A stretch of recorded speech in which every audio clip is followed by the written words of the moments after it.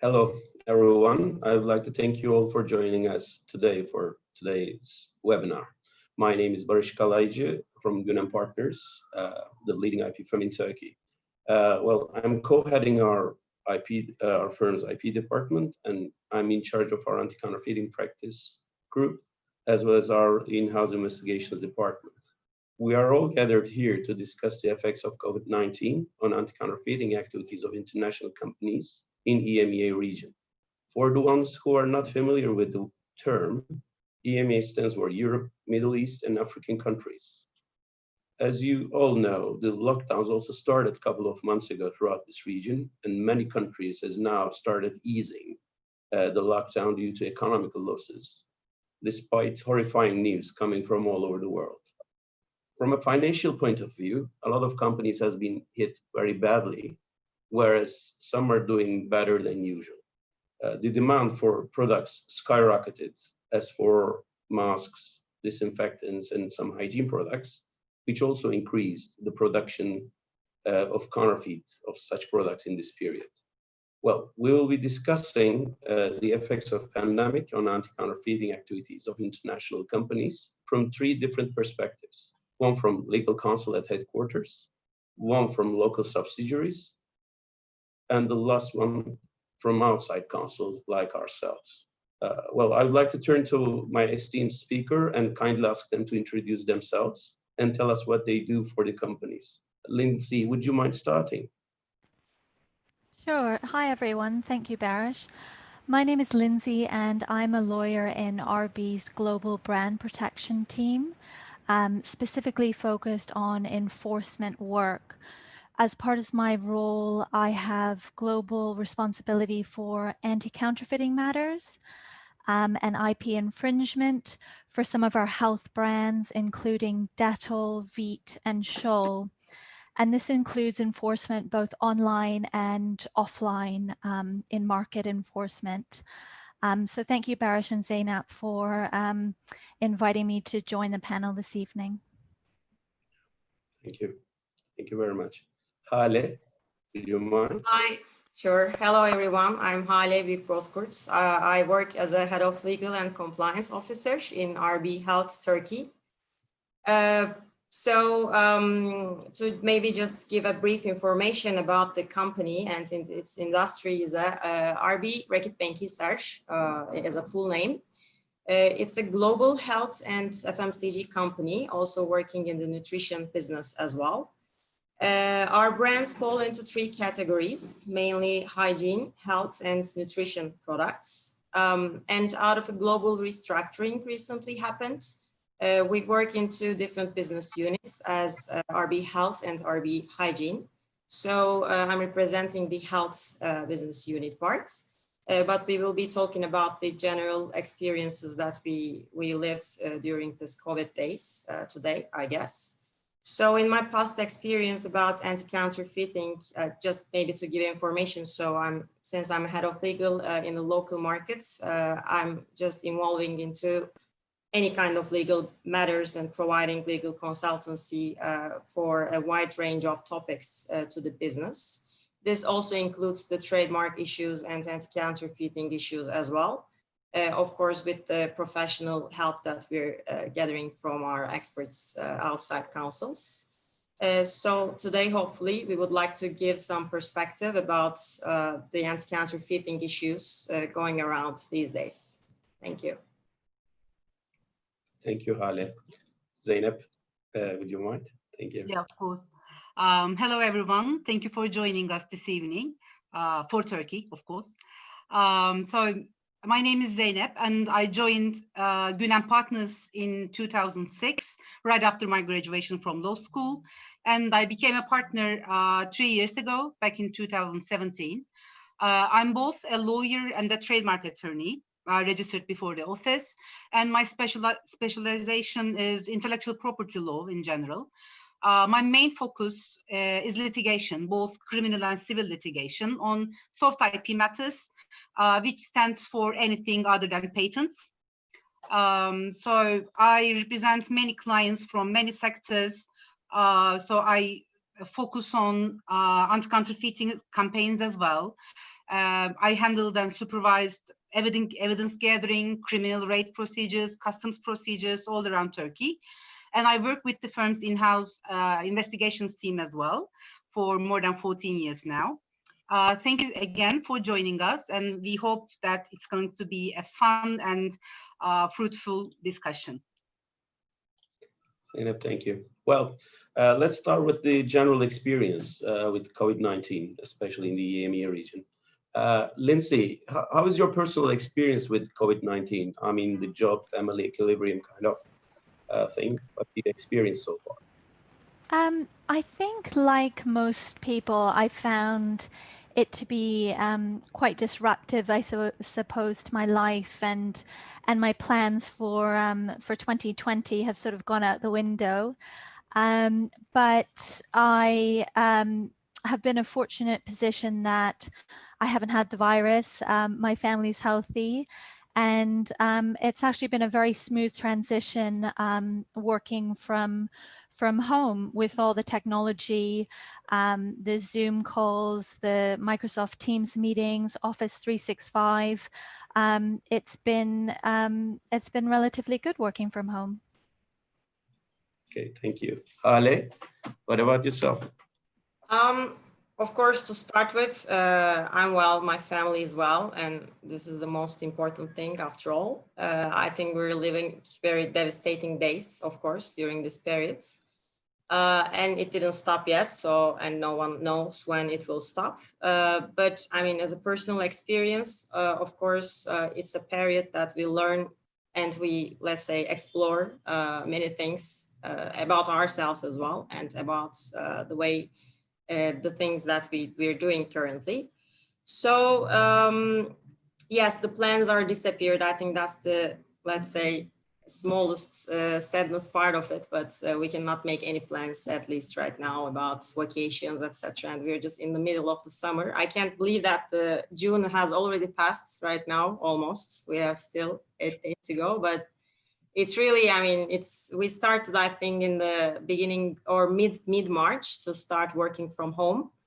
And it's been end of June right now. So the months just passed very, very quickly.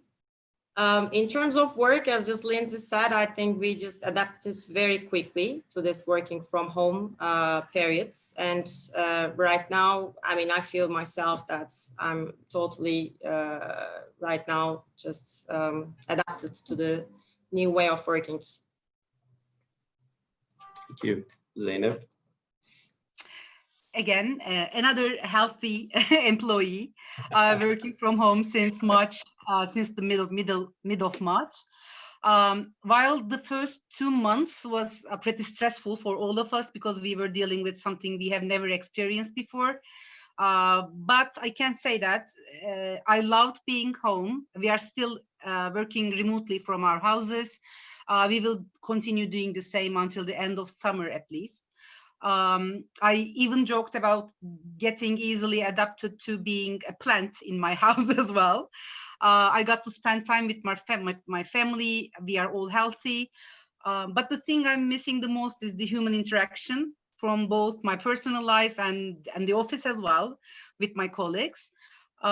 We as a firm, we adapted pretty well to the remote working arrangements too. As we discussed before, we were more hesitant while we were discussing about remote working arrangements. But when we had to do it, we saw that it was indeed doable. We had this software. It's a tailor-made software called Günce. So we can reach all of our files, everything that we need for our work remotely. So I never had the urge or need to be at the office during this time. And I can still say that I have a separate private and business life. So it's not like I'm spending all my time working. So we didn't have any furloughs. And the number of video calls are pretty bearable. So I'm doing well in general.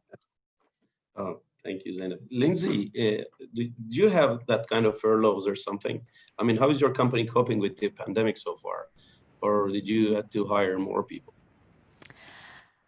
We haven't had any furloughs at our company, and in fact, we've actually been very, very busy and continue to hire people globally.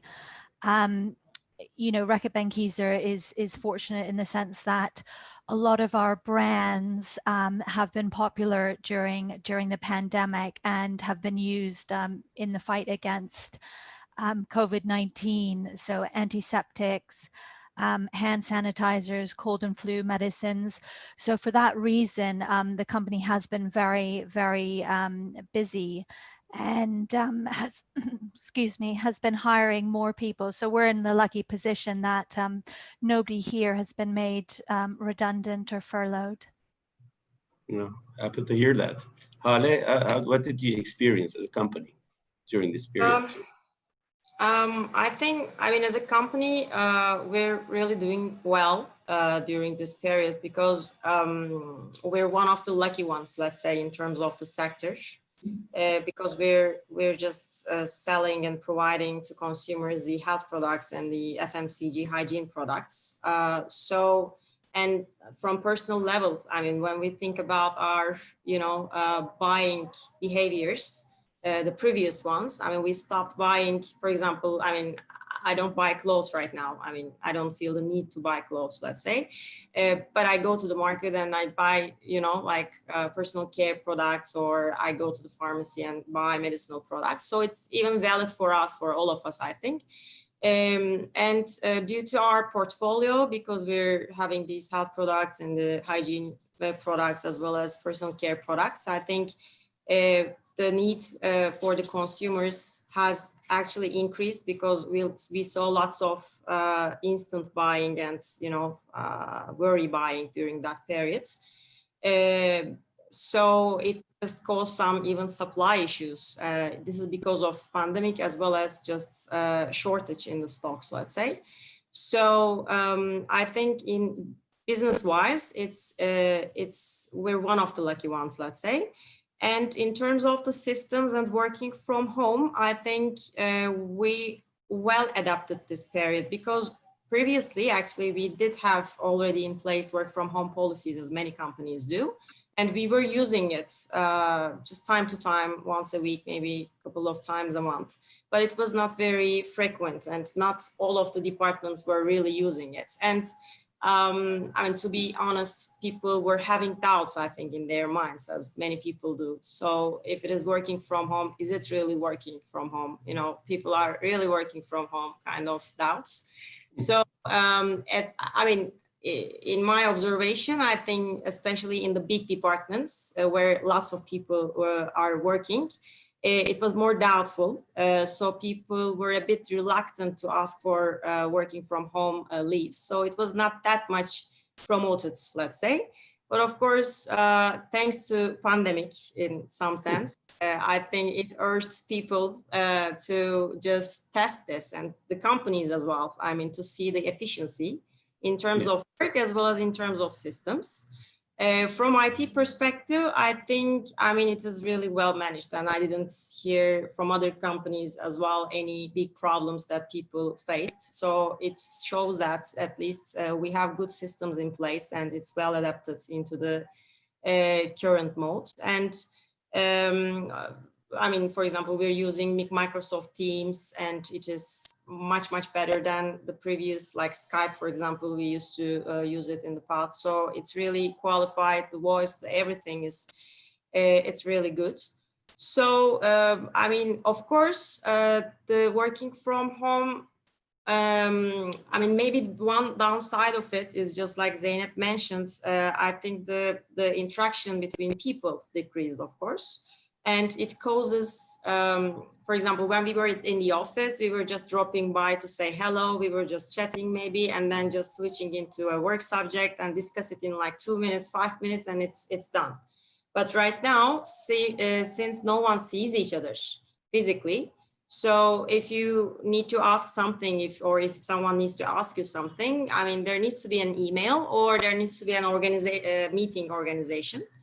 Of course, it causes much more meetings accordingly. So the level of communication needs increased obviously these days, and it's accordingly increased the number of meetings. I mean, what I hear from people is that, I mean, it's really working, it's really efficient, but we're working too much. So everybody is a bit complaining about the increased workloads.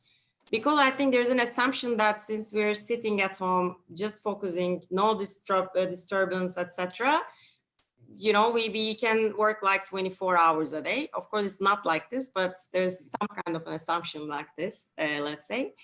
But more or less, I found that this period is really very, I mean, provided many learnings to us, and we can definitely, even the things will go back to normal like tomorrow.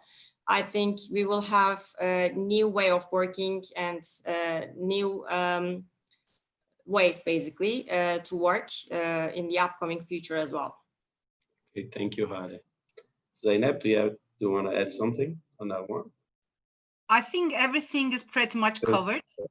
Covered, yeah. Nothing else Okay, to add. But I agree with everyone. really nice. Well then, Lindsay, are the anti-counterfeiting activities among the priorities of the company during this period? Yes, definitely during this period. I think Reckitt Benckiser has always had a comprehensive and strategic anti-counterfeiting program in place since about 2014, with full support from the board, from our headquarters. We have a global program, so it's run centrally by the brand protection team. And we coordinate all anti-counterfeiting and IP infringements globally across the world, all markets.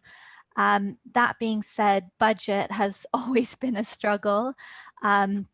I think most businesses prefer to spend their budget on income generating areas like sales and marketing and PR. So it has been an uphill battle over the years to get buy-in from the business and to get funding. But I have noticed with all the work that we've been doing, given the popularity of our products during the pandemic and all the enforcement action we have been taking over the last few months, that the business has been more supportive and have seen what we've been doing, and as a result are increasing budget and providing more support to our program, which has been, you know, another positive from this from the COVID-19 pandemic. Thank you. Hale, what about you? Were there any more anti-counterfeiting activities during this period? More than usual? You understood, I think, my gesture. So I think it's the trend topic of this year, or we can just, I think, announce this year as an anti-counterfeiting year, really. It has never been popular as it was, at least I didn't see so far. So, I mean, the thing is, it's really became a priority to the business these days because, as Lindsay mentioned, the products in our portfolio just matches with the requirements of the consumers nowadays, some of the products. So the needs of the products have increased in many sectors as well, like masks, disinfectants, etc. So and eventually the companies who are manufacturing lookalikes or counterfeit products are increased as well, because the demand in the market has increased. So we started to come across too much lookalikes, counterfeits, trademark similarities all over the place. It sometimes comes from directly from the field, from sales people. Sometimes comes from the consumers as like consumer complaints. It sometimes comes from global teams as they just come across with those products in some other parts of the world. So there are various ways of getting these information, but one thing for sure is that there is a high increased level of situations that we face nowadays. So, and also just not to forget to mention e-com platforms, because nowadays it's the most essential area for selling products, basically. And they play a significant role for these counterfeit issues as well, because we tend to see these companies in several marketplaces in the e-com platforms. Sometimes we see it in the physical stores as well, like pharmacies, etc. But for all the business teams, of course, this creates a huge concern. Because I mean, they of course think that, I mean, it's a very disturbing situation, and it hurts the business because those companies are unlawfully benefiting from our IP rights, and this causes unfair profit in some sense as well, and it steals from companies, let's say, earnings. So it's a big discomfort area for business, I could say. So it just created the counterfeiting topic, a very great topic for this year. Thank you. Zeynep, do you observe the same thing from all clients, or there are some others who are not prioritizing scientific counterfeiting? Yeah, our clients had to prioritize. So unlike the in-house counsels that we have today, here, we have been serving many clients from many sectors. So the IP rights can never be left alone. So even during pandemic, the majority of our clients tried to continue putting on the same efforts in the protection of their IP rights. But we had some clients, such as luxury brands, our clients from automobile sector, high-end textile products. They had to limit their efforts in the anti-counterfeiting area because they had some issues at the sales part, at the marketing part during this time. But whereas some of our clients, they did put more effort in the protection of their IP rights. They had to do it. So I can say that the number of the raids we conducted during the pandemic for our clients in pharmaceutical sectors, health-related products, cleansing products like masks, disinfectants, it really increased. The police had some issues whilst trying to conduct the raids. We had some investigative problems as well. But eventually, the health-related issues always was the first priority of our clients. As Hale said, there was an increased demand from the consumers. So the counterfeiters were also aware of that.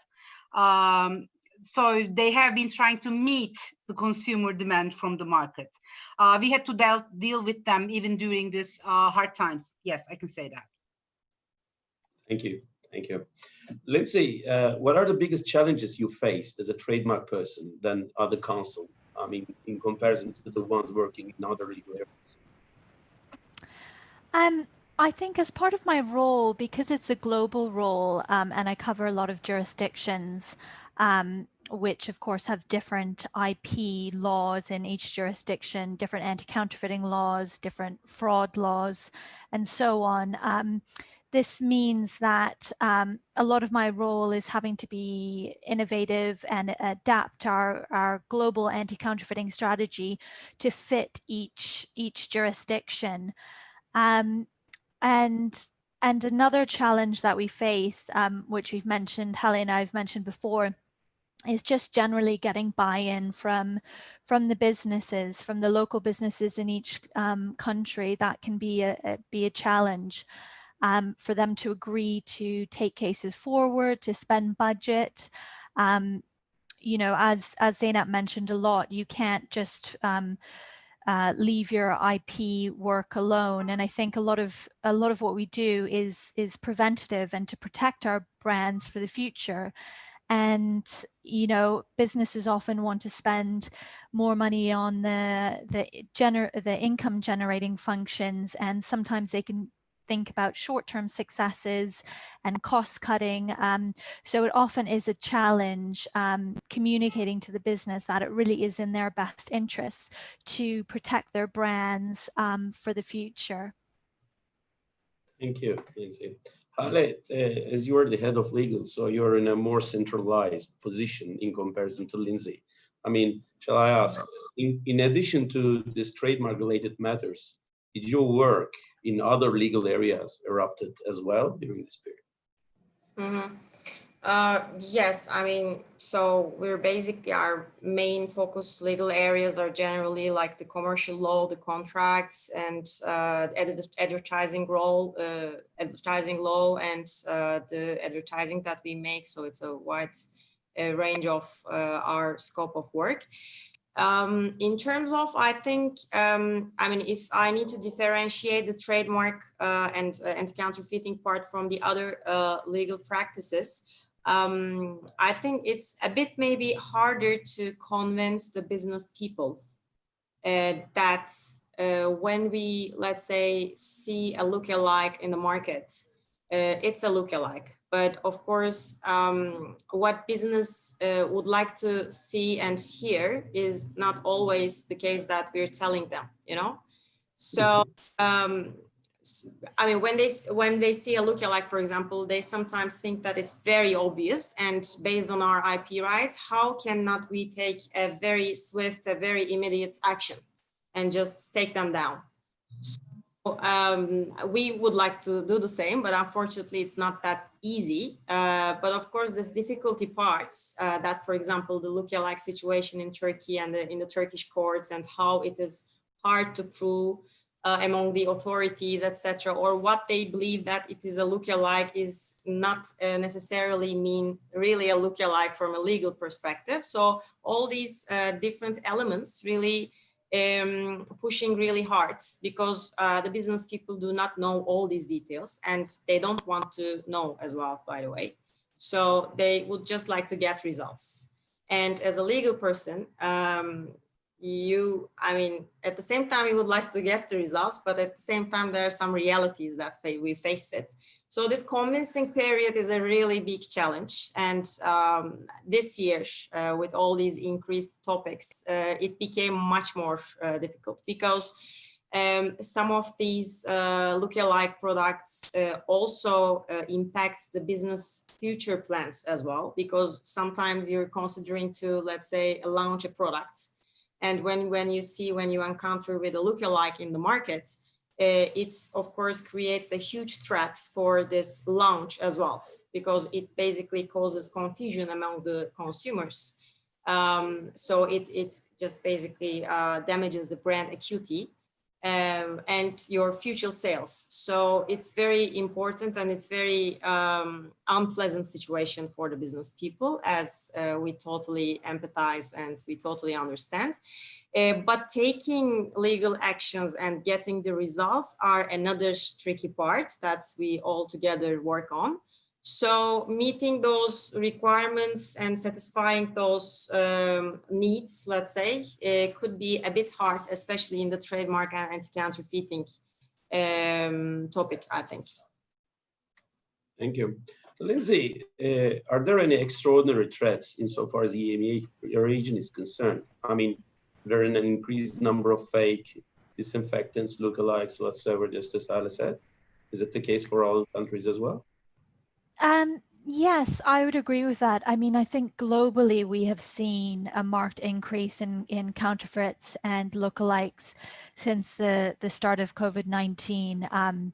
You know, as Hale mentioned, a lot of our products are in demand because of the pandemic, and the counterfeiters and infringers have seen this as an opportunity to take advantage of our IP, our goodwill, and our reputation. I think generally in the Middle East and Africa, we have seen more counterfeits and a lot of local production of those counterfeits.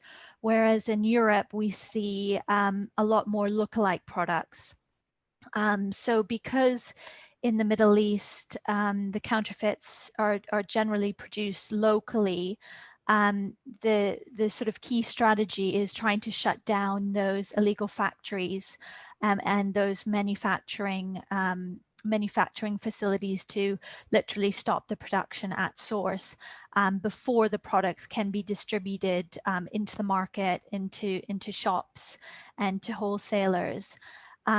Whereas in Europe and in some parts of Africa as well, the counterfeits are largely imported.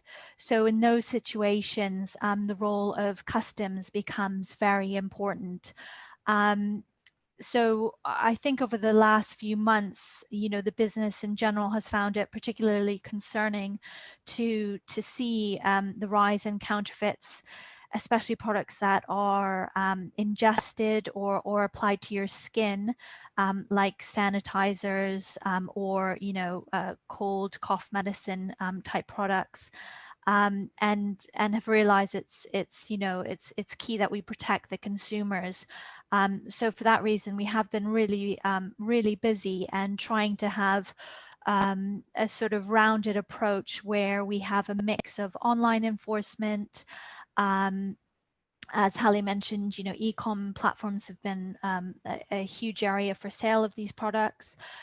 So online enforcement, in-market enforcement with raids and investigations, and then customs detentions as well, and just making sure that we are communicating with all the different authorities who are in charge of those operations or the various e-com platforms to make sure that we're doing as much as possible. Thank you. Hale, since you mentioned that there are a lot of increase in the lookalikes and the disinfectants and the number of fakes, that's the reason why I just want to ask Lindsay about it. Zeynep, just to return back to you about the challenges you face as a trademark person, other than your colleagues in the other legal areas. Do you have other comments on that? So I saw on your WhatsApp message, by the way. Thank you. So yeah, I'm gonna make reference to Hale's answer again. So basically convincing third parties for the protection of IP rights was another issue we had to deal with during this time. So in Turkey, the courts have been working again remotely in a more flexible way for 3 months, I guess, until June 1st. So all over Turkey, the courts they didn't have the number of judges that they usually have. The prosecutors were also limited to the number as necessary, let's say. So we had to take action on behalf of our clients, the anti-counterfeiting actions based on the decisions of non-specialized prosecutors or judges. So while people were trying to deal with the pandemic and they were under an immense amount of workload due to the decreased number of judges and prosecutors, we were there trying to convince them that a police raid is essential at a moment. And we had some clients who are not from a health-related sector. It can be textile as well, but they put the effort to do it. So yeah, we had to convince these non-specialized prosecutors and judges during this time. And we have specialized IP courts in Istanbul, Ankara, and Izmir. But apart from 10 or 15 more cities, the rest, especially the ones in the southeast and eastern Turkey, which are important for customs as well, they don't have specialized courts or prosecutors. So that was our main challenge, I would say. Thank you. Well, as we all know, this anti-counterfeiting is very correlated with the funds and budgeting, and it's quite hard when the cash flow of the companies are quite hit, and to companies some in some industries, it's hard to find budgets. But Lindsay, were there any budget-wise problems for your side? I mean, budget cuts, payment extensions, and that kind of some non-legal problems as well in this period? I think it's always a challenge to get funding for anti-counterfeiting activities, but luckily, the business has realized that it's been particularly important this year. 2020, as Hallie said, the year of anti-counterfeiting IP infringement. for our business. So we certainly have had an easier time getting funding because ultimately, you know, the business does want to protect consumers from these counterfeit products. And I think generally, because our business has been doing well, we haven't had any sort of issues in terms of paying suppliers, paying agencies. So we haven't had any sort of lines of credits or extensions in order to pay our service providers. So from that perspective, it's been a positive for us. Oh, glad to hear that. Really. Ale, how about you? Did you have problems with the budget? You never Well, have them. I know. I wish I could just tell the same as Lindsay did. But on the, I think, local level, the thing is that, I mean, we don't have a budget cut. That's the good news. But we don't have any budget increases as well. So the budget is always an issue in companies, and especially in companies like in our industry, I could say. So because first of all, I mean, the saving models are very important. So for example, every year, every department, every budget is generally asked to make savings for just creating new funds to invest in the business, but not to spend money. So from that perspective, of course, as a legal department, the budget that we use is, I mean, we don't make money for the company, but we just spend it from very, very, you know, like straightforward business perception. From that sense, it's really very hard to ask for additional budgets, especially during the year. I mean, it should be a very extraordinary case, let's say. And it's quite hard because, I mean, there are several different systems and checkpoints that you need to receive information, let's say. So the budget issue is always a challenge. So in budgets wise, I mean, we're always in debate with especially the finance department and general manager, let's say. So I think the one of the difficulties we have as in Turkey, and I guess it's valid for most of the business and companies, the inflation is very high in Turkey. So every year when we face with this high inflation rates, eventually we are receiving offers from outside external counsels, generally in line with this inflation increase. However, we don't receive inflation-based increases in our budgets. So it's not an element that, let's say, internally that has been considered. So it always creates a problem, because when you receive your budget in the beginning of the year, and when you see that it's not like increased on an inflation rate base, it's always a challenge to just be in the scope of this budgets during the year. But I mean, of course, global teams' existence and their support in some of the cases, because when a case become like an international event and it started to be seen in just some other parts of the world as well, then the global funding would be an alternative. So from that sense, I think at least this year, we will be able to fight against those issues that we face with in terms of anti-counterfeiting. Okay, thank you. And Zeynep, you already talked about the budget issues. I presume that's as you can go to the next one. Lindsay, are there any opportunities triggered by the pandemic? I mean, we talked about a couple of things about that, about an increased number of hygiene products and etc. But do you see that kind of opportunities as well during this period? Yes, definitely. I mean, I think for all hygiene and for all health businesses, there will be business opportunities in terms of increased sales of your products, as well as opportunities to expand into new markets and expand your product ranges. You know, I think consumers' habits have changed. There's more focus on personal hygiene, sanitizers, antiseptic hand washes. And I think there will be more demand for these types of products going forward, not just during the life of the pandemic. Specifically in relation to IP work, as I've spoken about before, you know, we've had an opportunity for more budget in the global team, which has been great. Externally as well, I think because we have been taking so much enforcement action over the last few months, and our products, you know, have been important during the pandemic, our relationships have certainly improved with the law firms we work with globally and with the authorities over the world. Just simply because of the increase in enforcement.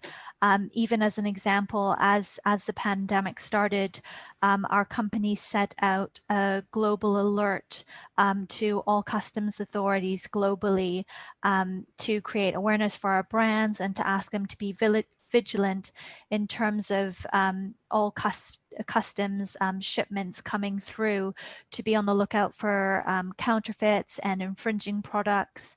And it's also been an opportunity to conduct training for a lot of the authorities, which we've been doing, you know, through video calls and Zoom like this. So it's definitely been an opportunity to adapt our ways of working and improve our ways of working. So in that respect, it's been positive. Thank you. Ale, did you feel the same kind of opportunities in the local scale as well? Yeah, definitely. I think we all started to see the consumer behavioral change during these days, and as Lindsay mentioned, people tend to buy more products which maybe previously they were not buying that much, like antiseptic products or like health products, medicinal products, etc.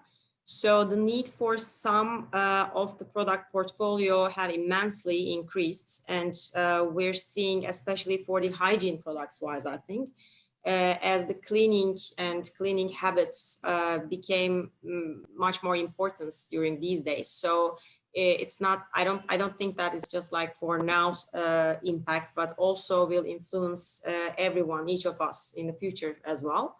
So of course, this behavioral change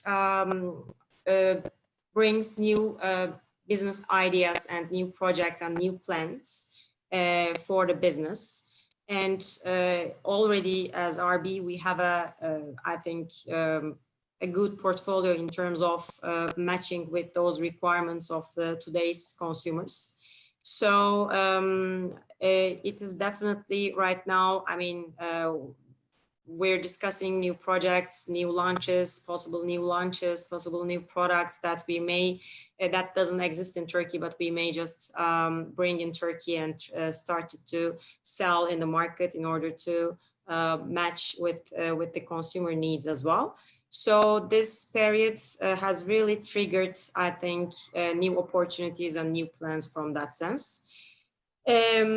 So it's a win-win for both for the consumers and both for the business and company too. So I think we'll be seeing new upcoming projects within a short period of time. Thank you, Hale. Well, then let's go to specifics as to investigations and real action. Well, how are the investigations and field raids are affected in this period, Lindsay? We have specific comments? Yes, I think during the lockdowns that were in place, you know, across the world for most of April, some of May, we found that it was difficult to conduct in-market raids in many countries. Some countries did allow special permission, given that our enforcement was related to products directly linked to COVID-19. For example, in Saudi Arabia and the UAE, we were able to carry out in-market raids. But for the most part, in-market enforcement did slow down. but we just adapted our strategy, and we use this this is an opportunity to expand our online enforcement program. So we focused on online takedowns. We leveraged our relationships with e-commerce platforms like Amazon and social media platforms like Facebook and Instagram to take down infringing and counterfeit products. And we actually also sent a lot more cease and desist letters than we normally would. Normally we would take you know, in-market enforcement action in a raid, but during this time we were sort of forced to do more cease and desist letters. And actually we found that it was quite successful, and we just put a lot of the in-market investigations and raids on hold, and they're now sort of end of May, start of June have now been taking place as those lockdowns have eased. Sorry. Oh, thanks, Lindsay. Hale, what are your comments about the investigations and raids? Were they affected as well from your I mean, during the pandemic period, we really did not conduct any raids. I mean, Zeynep would give further information, even if we did, how likely it was. I think that should be a discussion point as well. But in terms of investigations, I mean, what I realized is that it, of course, took longer than what it used to be previously. I guess this is because, I mean, the investigators are working remotely as well, and they should be very cautious during that period. So it's not really easy to go and investigate a third party with a normal profile that here I just come to purchase some goods kind of a thing. So in general, I think generally the periods took a bit longer. I think kind of, and also the legal proceedings are suspended until 15th of June. So it just very recently opened everything, the courts and the legal proceedings as well. So we kind of tried some alternative ways. And I think we were successful for this part as well. It just pushed us to get the results by using some alternative and maybe some more effective ways during that period. Thank you. And Zeynep, what about what did you experience during this period in the investigations and raids? Yeah, thanks. So as my colleague said, the investigations became more challenging during this time. So as we have an in-house team as well, we did take care of their health too. So even though they wanted to go out and investigate the physical workplaces in order to try to properly do their job, we didn't let them do it unless there was something really important, and if we can make sure that they can protect themselves properly. So the investigations took longer than expected. Apart from the manufacturing fields, the majority of the workplaces have closed down anyway. So the counterfeiters, they went online too. Whenever they were manufacturing, they had to promote their products online as well. So we put our investigators to more of an online investigative part of things too. So we did get pretty good results from them. So again, but now we resumed the investigations. The things are getting back to a new normal in Turkey as well. We will see what happens next. But the investigations, investigators are resuming their work by being cautious as well. So far as the raids are concerned, the police's focus has shifted from general IP-related matters as well. So in Turkey, for an IP-related raid to be conducted, the IPR owner's complaint is a must. But for products like RBs, for products like health-related products, detergents, which basically have an effect on people's health, we already make use of the police's ex officio works from time to time as well. whenever the police all around Turkey, they find a manufacturing area, if they can reach the brand owner's representatives or the brand owner like Hale directly, they try to get in touch with us and inform us. And during this time, because the consumers' demand has increased immensely, the police put special focus on health-related products as well. So it was again harder to get decisions from the courts to conduct the raid. If the police took ex officio action based on health-related provisions, we intervened and filed complaints based on our clients' IP rights as well. By doing this during this pandemic, I think from my 14 year of IP lawyership, we conducted the biggest raid in a detergent sector. We seized 120 tons of counterfeit detergents. It was really, I don't know how to say this in English, I guess, but we were thrilled with the results. If it did get distributed throughout Turkey, we didn't have any way to collect those altogether, at least. So we saw that the investigations got affected, the regular raids got affected, but we tried to compensate that with online investigations and ex officio police raids. Yeah, that's much about it, I guess. Thank you. Thank you. And Lindsay, are there any best practices or new ideas which may be put in place thanks to pandemic experience?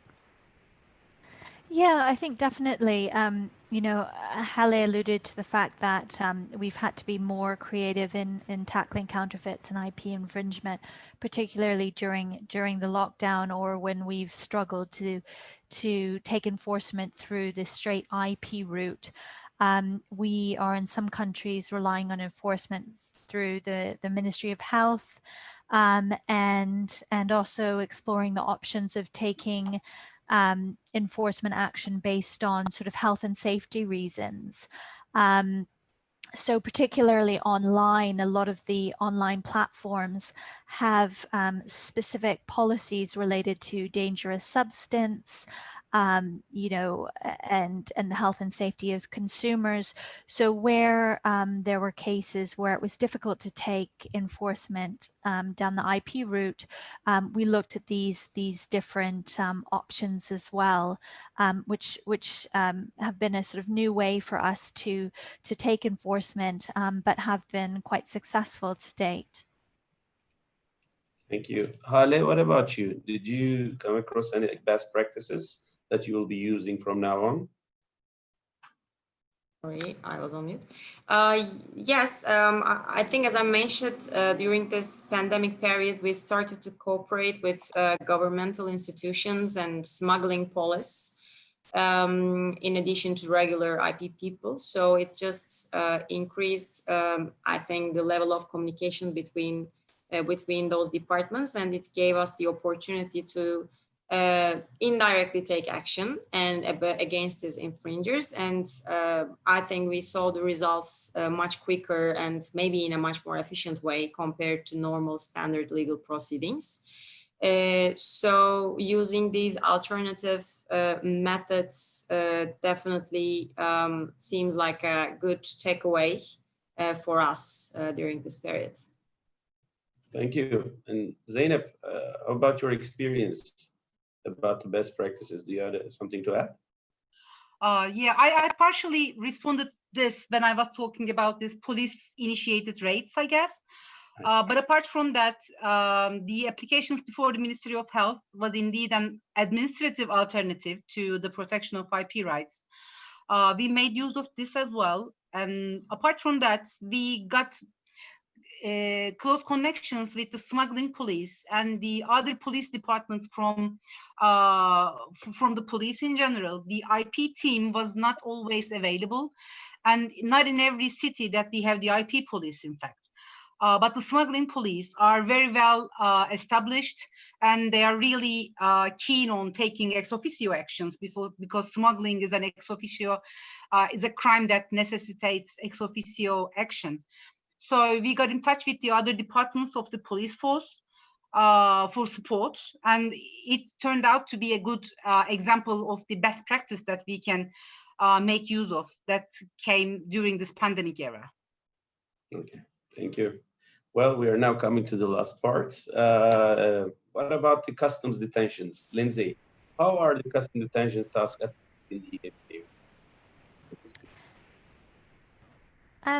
I think, as I mentioned at the start of the pandemic, we dispatched a circular to customs authorities globally asking them to be vigilant in respect of our products and just to raise awareness for our brands. And where possible, we've also delivered customs training over Zoom to customs authorities, again, to increase awareness for our brands. And the results from that have been mixed. We have received, as a result of that work, more customs detentions from some countries where we hadn't really received many to date. However, I have noticed that in some of the countries, like Saudi Arabia, for example, where the customs are generally very proactive, we haven't received any customs notifications of detentions. And I think this is just largely because, a lot of these countries have been in lockdown. They have less resources dedicated to customs. And, in some of these places, even factories and supply have been affected. So they haven't been focused on counterfeit detentions. So it's been a sort of mixed result there, but we certainly globally have noticed a slowdown in detentions. Thank you. And Hale, what are your experience about the customs detentions and customs in general? Not just... Yeah, I think add on the customs in general parts.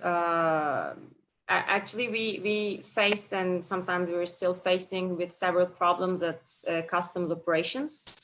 So by the start of this pandemic, first of all, the quarantine implementations started to take in place. So, for example, the drivers are quarantined for 15 days, which eventually led delays of the delivery of the products.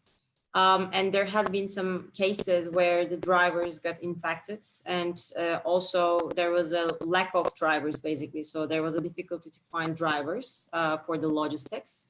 And we were receiving comments from customs operations that there were like 20 kilometers of queues in front of the customs, just trying to get into the country. So during that period, the demand for logistics definitely increased, but there has been difficulties to find vehicles and drivers in place. On the other hand, there has been a decrease at customs workforce, as Lindsay mentioned. So this also impacted the normal customs operations as well for delivery of the products. And as far as we heard, they were working in shifts. So for longer hours and partial workforce. So this also led these long queues and long waiting hours. And also they have started to implement some extra control measures on the products where previously they were not implementing that much. And they were started especially for the pharmaceutical products, the medicinal products. They just started to implement those extra control measures. So per se, I mean, it's just like if it takes normally 1 day to get the products in, it just came up to like 3 days. So all these periods have really increased a lot, and this affected our supply issues and our deliveries. And plus, on top of those, as you know, the government imposed some additional taxes on several products. So our portfolio have impacted due to these additional taxes as well. They said that they are temporary, but we'll see if they're temporary. It generally starts like this as a temporary, and then they stay. So it creates a huge, of course, financial impact as well. Those are the general customs supervisions that I could add. Thank you. And Zeynep, what are your experience about the customs detentions in this area? So my experience as the external legal counsel who is trying to prevent the shipments from coming in and out of Turkey, unlike Ale, has been pretty positive. So the customs were working during this term. We could file customs IPR applications and get them approved, and the customs continue to issue suspension decisions based on trademark infringement. And the as I mentioned in the rates section, the number of the rates we conduct for not unrelated sectoral marks like textile and everything, the number of the rates we conducted has decreased, but that doesn't apply to the customs suspensions. So we continued receiving suspensions from all around Turkey. The number of importations and exportations has indeed decreased, but you know, the customs have the ability to control maybe like 2%, 3% of the shipments at a time. So they started to conduct more determined examinations of these decreased numbers of importations and exportations. So I can say that the number of seizure decisions, these suspensions, has increased. We continued, we did conduct one online training just last week, and the number of participants was the highest compared to the physical trainings that we could give. It was like 200 customs officers from all around Turkey. And the number of the brands that had been involved was really high, so it was really effective, I can say. So the customs seizures continued to be an effective tool for us during pandemic as well. Yeah, to be honest, I was actually surprised, and I can't agree more. I mean, you know, the Turkish customs, usually they actually stop and check twice more of the shipments in comparison to other European countries. But this time I was really appalled when I saw that incoming shipment detentions and etc. And I also, Zeynep, I actually promised them that I will tell it here, that we were really satisfied with what they did, because they, even though they were employing less people, the number of suspensions didn't go that down. Well, Lindsay, just a specific question. You're in charge of many countries. And are there any additional challenges you faced in the EMEA region in comparison to other regions? So specific. I think for this region, this is where, well, particularly the Middle East and Africa is where we see the most counterfeits, apart from China, of course. So it's very important taking enforcement action in this region. And here we generally have a lot of manufacturing and production facilities in the Middle East and Africa, whereas in Europe it's more imported product and products for sale online.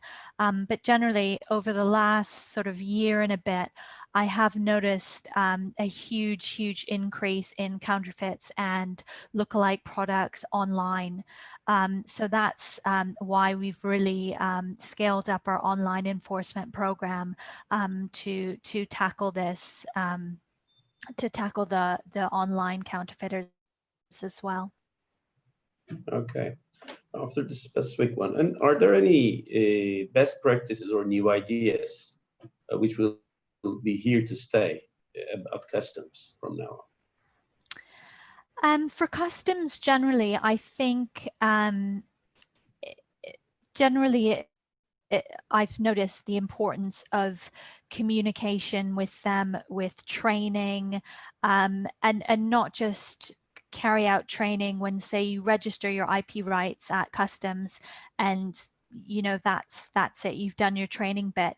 You know, there's a lot of turnover with customs authorities, with government authorities across the world, so we find it's really important to carry out regular training, just to explain what your brands are, some simple steps to tell a genuine product from a lookalike product, from a counterfeit product.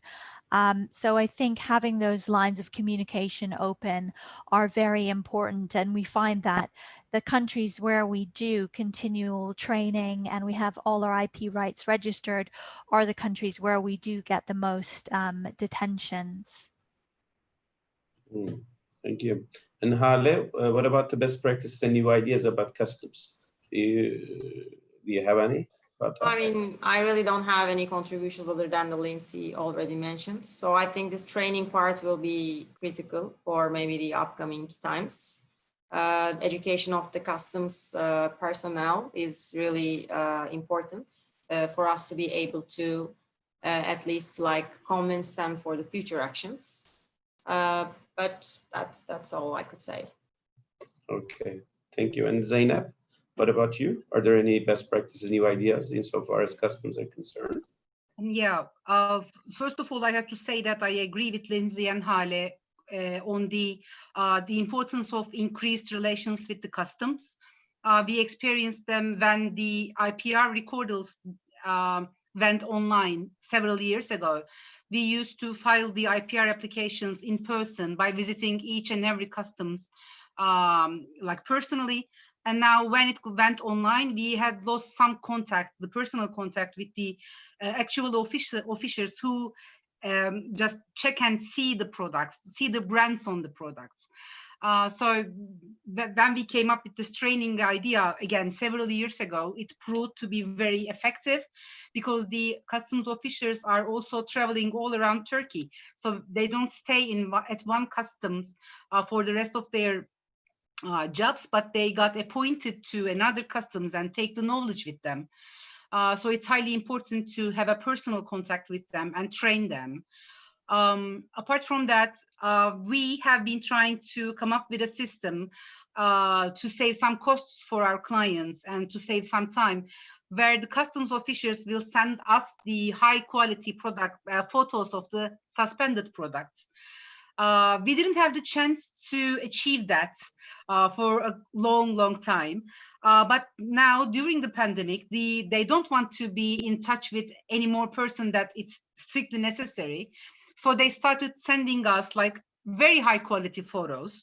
So we could save a lot of time for the clients and took straight action. And again, importantly, we had some customs, I'm not going to name names this time, who do not grant extensions in terms of the timing while we were trying to obtain a seizure decision from a civil or a criminal court.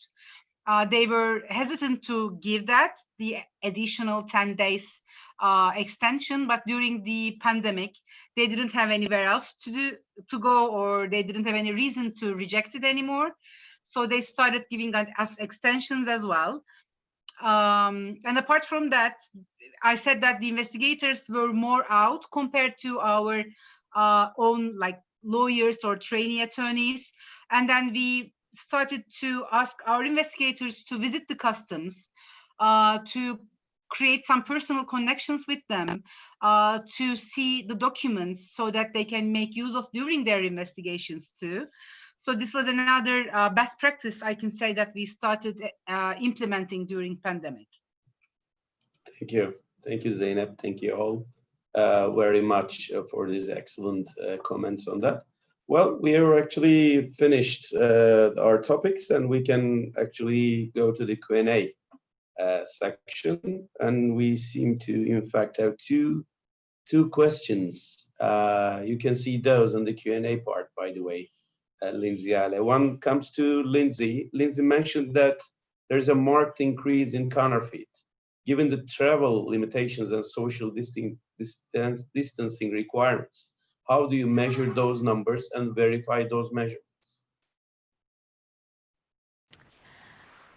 So for in-market enforcement, where we were still able to take action, we measure those by simply goods seized, the number of pieces, the number of machinery, packaging, etc., in the same way that we normally would, and that would be normally through our agents across the world and through our lawyers who would get this information and be part of the raid with the government authorities. For online enforcement, we use an external agency that essentially monitors the internet, all key marketplaces, online platforms, social media, 24/7 to take down any infringing or counterfeit products. So they're doing this regularly. They're scraping all the key platforms, taking down those products proactively. And then when our sales team or our e-com teams or ourselves, when we notice counterfeits or infringements online, we take those down as well and send the requests all through this agency. So because all requests are sent through the agency, they're able to keep track of all the takedowns. In addition to that, we work closely with a number of platforms, and they're like Alibaba, like Amazon, and their internal teams monitor the number of takedowns and feed that data back into us. So we actually have concrete data for all our in-market enforcement and all our online enforcement. And we actually report on this quarterly to the board in the UK. Okay, thank you. You, in fact, replied Stefan's question as well, our third question about your experience with the online platforms and for quantities of counterfeit delivered to resellers all over the world. Thank you very much. Yeah, two birds in one stone, kind of. Well, the other question comes to Lindsay and Hale. Do you have any alternative methods of combat that do not involve legal actions, such as administrative fines, hotlines, and etc.? Yes, we have. If I say yes, we have, it would be a very generic and all standards answer. Of course, it is not easy like that. But I mean, I could just advise, yes, we found some alternative ways for some of the issues that we're facing with, but it is not like a guarantee that you can find those issues in every other matter, let's say. So what we have done is that while not taking legal actions but found alternative ways, is to look at some gaps of these infringers. Because in Turkey, especially some products like disinfectants, etc., require, for example, licensing and a very, very strict regulated licenses in order to market it in the market. And when we look deeper, that if those infringers have those requirements in place, we came to find that they don't. So it just created an angle for us to combat with this issue from another perspective, because not having the required license and in fact selling it to the market actually in some cases could even create a criminal attempt. So, and this has some further sections in relevant legislations. And when you combine these elements and when you go to the authorities, the governmental authorities with those evidences, of course, they take some actions. So for some of the instances, we were lucky because we found out that loopholes, those gaps about this people and companies. But as I said, not always in every case, we would be that much lucky, of course. Thank you. And Lindsay, any other alternative methods do not containing legal actions? Yeah, so I think as Hale mentioned, we sometimes can take action where the product hasn't been properly registered. So through the Ministry of Health or through the Ministry of Economy. And sometimes there you get sort of cases of fraud where the company doesn't have the proper registrations in some countries. We can also take actions through regulatory reasons. So for products that are regulatory non-compliant, for example, in many countries, the packaging and instructions has to be in the correct language. If it's not, in some cases, you can seize those products because they don't meet the strict regulatory guidelines. In other cases, we do take administrative actions with the relevant departments in each country, particularly where there are low quantities of goods because it's less expensive than going through a full legal action. So in that case, you know, we work with authorities. For example, in the UAE, we have the Economic Development Departments who will simply seize the goods if they're counterfeit and destroy them quite quickly. And that is quite cost efficient when you're looking at small numbers. It's not a sort of big fish target and you simply want to get the counterfeits off the market. So there's a few different ways that you can take action without going through the full, you know, expensive legal procedure, which generally we reserve for the big targets. Well, okay. Thank you very much. Well, these were the 3 questions that we have replied already. Are there any other comments that you'd like to give now? No? Well, let me thank you very much, all of you. It was a blast. It was an honor to be in this kind of a thing with you, and for the audience, thank you very much for attending with us. And if you have any other questions, please feel free to send those, and we can send you replies later on. Again, thank you, Lindsay. Thank you, Ale. Thank you very much. Thanks, Barish. Thank you, everyone. Thank you, Barış. Thank you. Take care. Bye-bye. Bye. Bye. Bye-bye.